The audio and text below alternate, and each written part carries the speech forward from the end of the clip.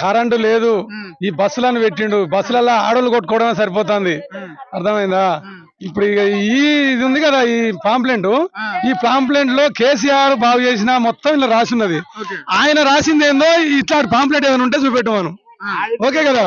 ఆయన ఆయన చేసిన పనులు ఏమైనా ఉంటే, ఈ మొత్తం కేసీఆర్ చేసిన పనులు ఉన్నాయి కదా దీని మీద, ఆయన చేసిన పనులు ఏందో చూపెట్టమను. ఏది లేదు, అంతా శూన్యం. ఏంటంటే అప్పుడు ఏదో మార్పు వచ్చి ఏదో పనులు అయితే అనే ఆలోచనలో జనం మారవాలనే ఆలోచన చేసిర్రు. ఇప్పటికీ 6 నెలల నుంచి వాళ్ళకి చాలా అయింది. వాళ్ళందరూ ఇప్పుడు మళ్ళీ బీఆర్ఎస్ పార్టీకే మేము కేసీఆర్ కే ఓటేసి కేసీఆర్ నే గెలిపిస్తాం అనే ఆలోచనతోటి జనం అంతా తిరగబడుతున్నారు. ఏ ఊర్లోకి పోయినా గానీ, కాకపోతే కొంతమంది లీడర్లు లబ్ధి పొందిన వాళ్ళు కూడా పోయినా గానీ మేము కేసీఆర్ ఏమంటే ఉంటాం, మేము కేసీఆర్ ఏమంటే ఉంటాం అనే ఆలోచనలో వాళ్ళు వస్తున్నారు. వాళ్ళంతా వాళ్ళు వ్యక్తిగతంగా వచ్చిన వాళ్ళే. ఇప్పుడు వాళ్ళని ఏదో ఫోర్స్ చేసేది కాదు. కొడకండ్లలో ప్రాపర్